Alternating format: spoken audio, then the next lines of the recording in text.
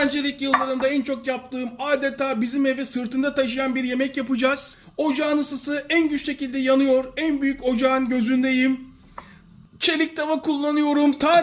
Bütün tarifi tek bir tavada yapacağız. Her evde mutlaka pişmesi gereken et yemeklerinden çok daha lezzetli olan bir yemek yapıyoruz.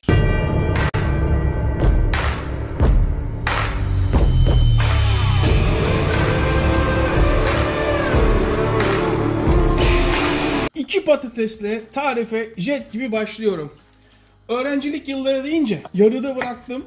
O da şöyle oldu. Bugün üniversiteye gidiyorum. Kendi kendime sordum. Hocaların hiç hal ve hareketlerinden, bilgi birikiminden memnun değildim. Ta babadan beri ticaretten geliyoruz. Peki Koray niye çok fazla zengin değilsiniz? Çünkü babam dürüst bir adamdı benim. Biz de öyle gördük. Yani iyi bir adamdı babam. Hiç elektrik, su, kira görmedik. Bakın bu büyük mesela. Hemen şöyle oyuna katıyorum. Ve hemen patatesler tavaya. Patatesleri şöyle bir düzeltelim. Dikkat ederseniz çok fazla yağ koymadım. Patatesin hacmi yağı çoğalttı. Hemen bu kızarana kadar 2 veya 3 kişilik yapıyorum. Hemen patlıcanları paçalı bir şekilde soydum. Başucuma koydum. Hemen bir parmak ölçüsü alıyorum. Bir parmak ölçüsü alıyorum. Ve bir parmak ölçüsü alıyorum. Patlıcana hemen üstüne biraz tuz. Patlıcanı burada suya koyacağım. Direkt kızartmıyorum. Çünkü inanılmaz lezzetli bir yemek yapmak istiyorum. Ve patlıcan burada suyun içinde patatesler kızarana kadar bekliyor. Meze yapmıyoruz. Yemek yapıyoruz. O yüzden yağını süzeceğiz. Meze yağlı olur biliyorsunuz. Yemek yaparken yağını alıyoruz. Hemen patatesleri öğrenci yemeği de desek 5 yıldızlı restorandaki gibi yapıp kendimizi şımartacağız. Patates sıcakken hemen üstüne biraz tuz. Patlıcanların suyunu süzdüm ama emin olmak için hemen havlu kağıtla fazla suyunu alıyorum.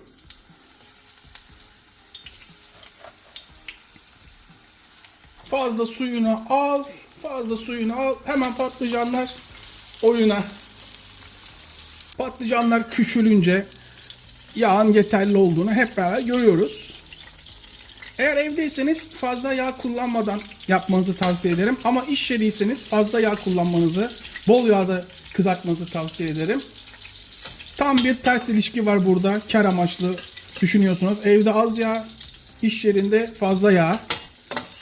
Burada sizden istediğim aynı tavayı kullanacağız. Tabii mecbur değilsiniz aynı tavayı kullanmakta. Ama çok daha lezzetli bir yemek istiyorsanız aynı tavayı kullanmanızı tavsiye ederim. Bu yağ ile süzdükten sonra 2 kere daha en az kızartabilirsiniz, kızartma yapabilirsiniz. Artık bu saatten sonra zeytinyağı kullanıyoruz. Şöyle 2 yemek kaşığı zeytinyağı. 1 tane soğan. Ocağın ısısı en kısıkla ortanın arasında. Bir soğanı hemen şöyle yemeklik doğrayacağım. Ne çok küçük ne çok büyük. Çok küçültmeye gerek yok. Hemen görüyorsunuz hareketi. Yağ istediğimiz ısıya gelmiş. Soğan işin içine girdiği anda hemen biraz tuz. Koray diyor bana biraz daha zeytinyağı ihtiyacım var. Peki. Seni mi kıracağım? Soğan burada sotelenirken hemen salla Koray zar tutuyorsun diyenler var. O yüzden şöyle atıyorum. Düşeş. Yine açta kaybediyoruz. Bu hayatta kimseye güvenmeyeceksiniz. Koray demedi demeyin. Çok fazla küçültmedim görüyor musunuz? Çünkü içinde kaybolmasını istemiyorum. Zaten uzun süre pişecek. 2 patlıcan 2 patates kullandık. O zaman 2 katı en az 2 katı biber kullanacağız. Yani 4 tane. Köy biberim var. Çok şanslıyım. Hemen köy biberlerimi. Evet. 4 biber. Biberler de hemen oyun içine. Evet. Kırmızı biber de hemen oyun içine. Ve artık tamamen iyice sotelenip yumuşaması için kapağını kapatıyorum. 10 dakika sonra beraber açalım. Tam istediğim gibi piştiğimi görüyorum. En ufak yanma yok. Yumuşamış. Renkleri canlı. Hemen ortasını açıyorum. Artık bir koruma çekmem gerekiyor. Yarım yemek kaşığı domates salçası. Ben yarım yemek kaşığı kullanıyorum. Salçaya biraz tuz. Çay kaşığının ucuyla karabiber. 1 çay kaşığı kırmızı pul biber. İsteyen kullanabilir, isteyen kullanamaz. Tamamen isteğe bağlı.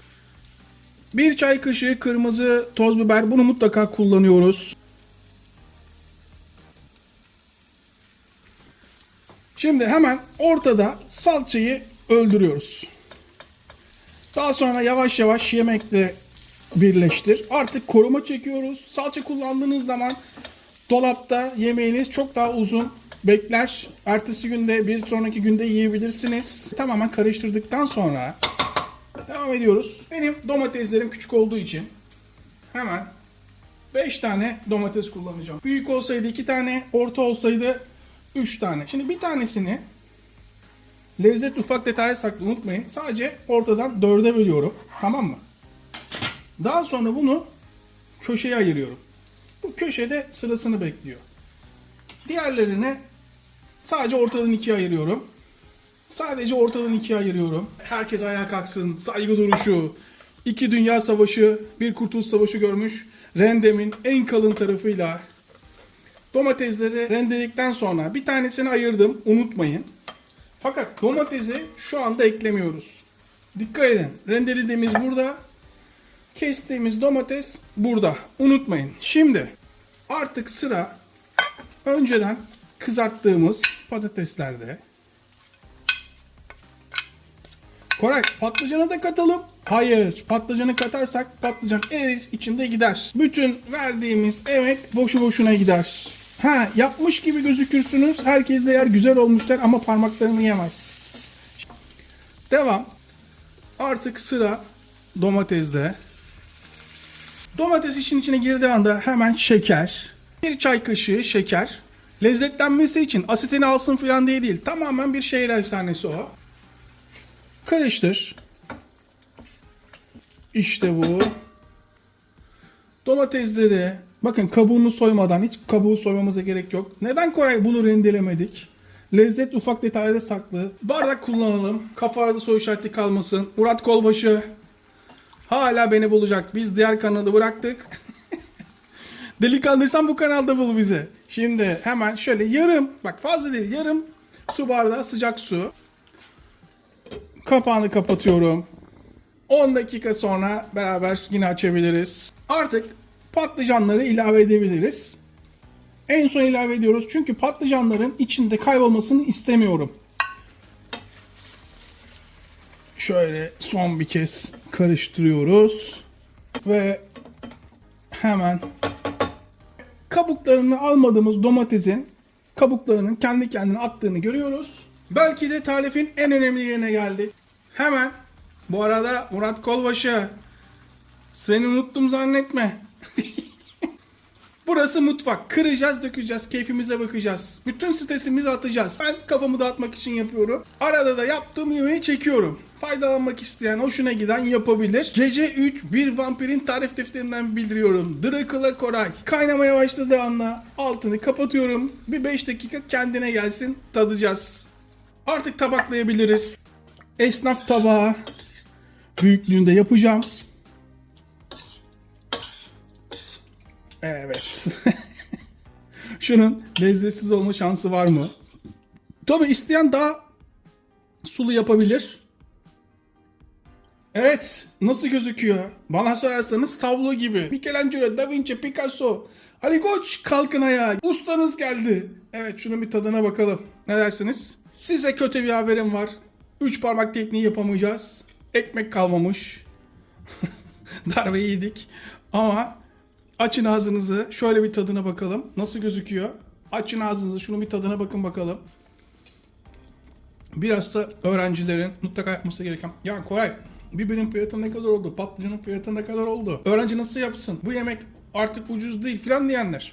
Yapacak bir şey yok. Her şey pahalandı. Artık sizinkisi yokluğa girmiyor, acitasyona giriyor. Ne yazık ki fiyatlar böyle. Yazın yorumlara. Hadi bunu yapmayacak mesela öğrenci veyahut da evdeki ev hanımı. Bizim kemik kadro erkek takımı. Peki ne yapacak? Ucuz ne yapsın söyleyin. Yumurta kırsa yumurta bile ne kadar? Evet, açın ağzınızı. İzleyip abone olmuyorsunuz. Vicdansızlık yapıyorsunuz. Hepimize ne sağlık. Tekrardan herkese selamlar.